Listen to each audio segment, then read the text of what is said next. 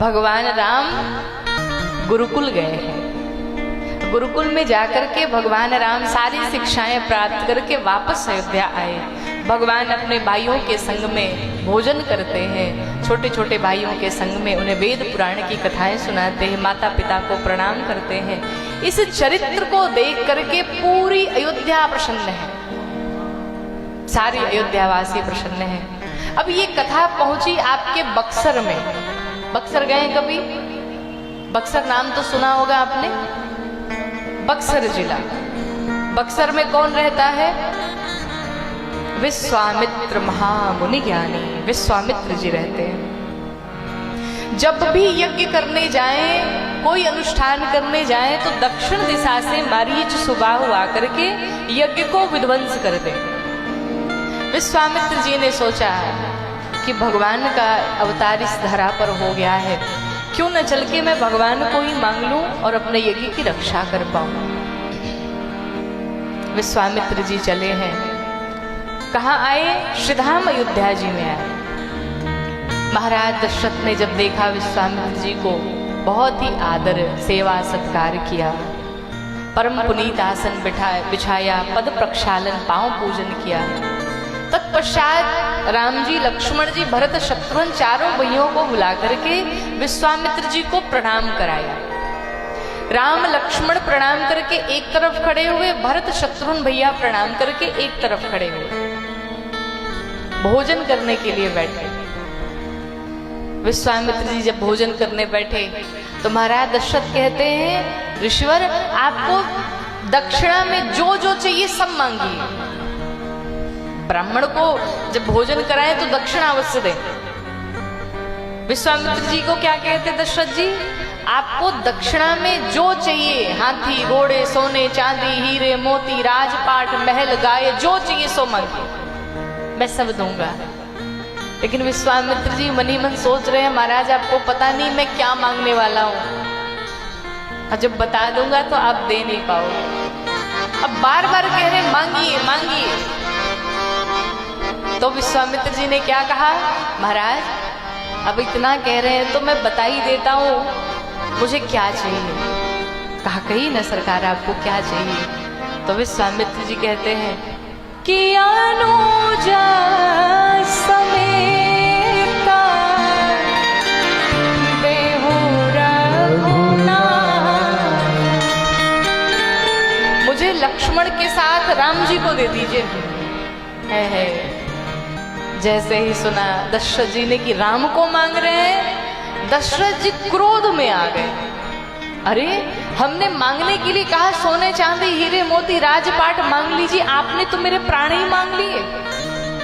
ना प्रभु ना, मैं सब कुछ दे सकता हूं पर मैं अपने राघव को नहीं दे सकता। दशरथ जी हाथ जोड़ के खड़े हो गए, रो पड़े। कहते हैं दशरथ जी कि राघव को मैं न दूंगा, राघव को मैं न दूंगा।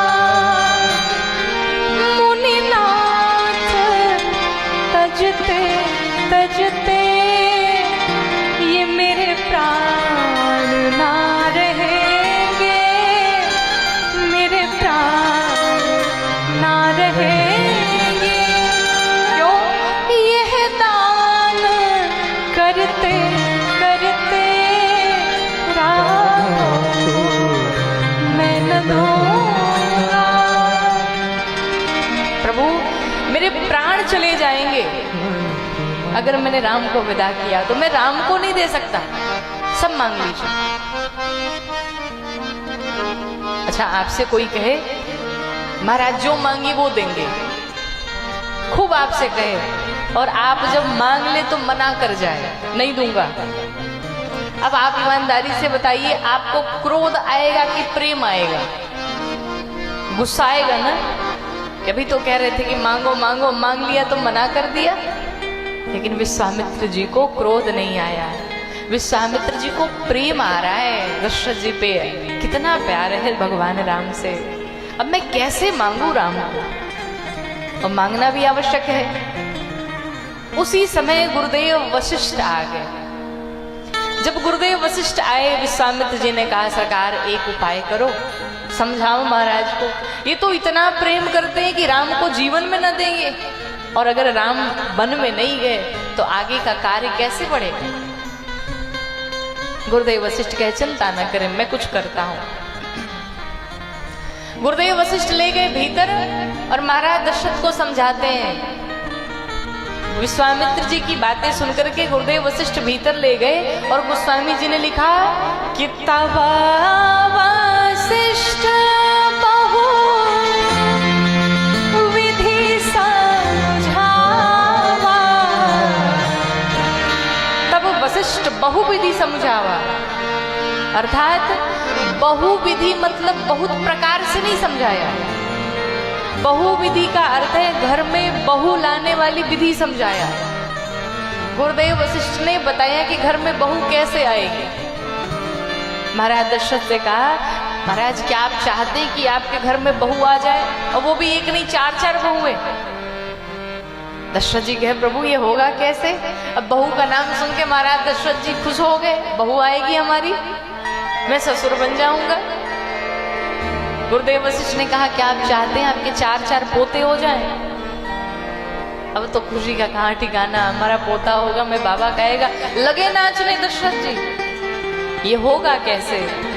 विश्वामित्र गुरुदेव वशिष्ठ जी कहते महाराज ये तभी होगा, एक शर्त है, जब राम को किसी संत के साथ वन में भेजेंगे। और देखो संयोग बना है, विश्वामित्र जी आए हैं, मांग भी रहे हैं, दे दो, वरना फिर कुंवारे बैठे रह जाएंगे जीवन भर। दशरथ जी ने मन में विचार किया, भगवान ने जो वरदान मांगा था, मणि बिनु फणि जिम जल बिनु मीना, मम जीवन तिम तुम अधीना। पहला बार वियोग हो तो सर्प से जिस प्रकार मणि छीन ली जाए मैं बेचैन रहूं, ठीक वही स्थिति महाराज दशरथ बेचैन रहे राम जी के बिना, लेकिन फिर भी अपने मन को समझा करके विदा किया। बड़े आदर के साथ, अति आदर दो तनय बुलाए, बड़े आदर के साथ राम जी को बुलाया, लक्ष्मण जी को बुलाया। कहा आज के बाद से आपके माता पिता सब भगवान विश्वामित्र जी हैं, कोई भी कार्य करना होगा इन्हीं से पूछ के करना।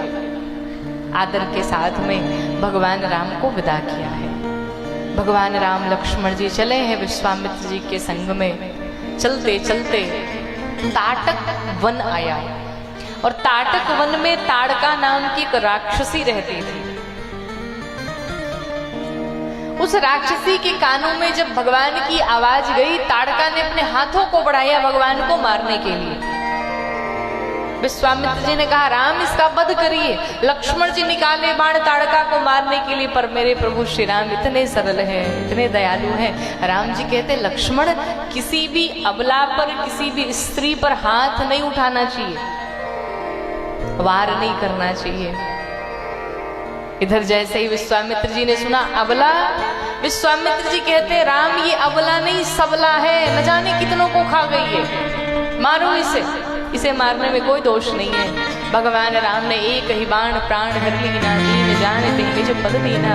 एक ही बाण में ताड़का के भगवान ने प्राण हरण कर दिया। विश्वामित्र जी जान गए ये कोई साधारण नहीं है, यही भगवान है। यहाँ पर विश्वामित्र जी ने भगवान राम को शस्त्र की विद्या प्रदान की। 2 विद्याएं ऐसी प्रदान की जिनका नाम है बला और अति बला। ये ऐसी विद्याएं थी जिनको पाने के पश्चात भूख प्यास इत्यादि कुछ नहीं। भगवान राम आश्रम में पहुंचे, संध्या हुई, प्यारू के पश्चात सभी शयन करने के लिए गए। शयन किया सभी ने।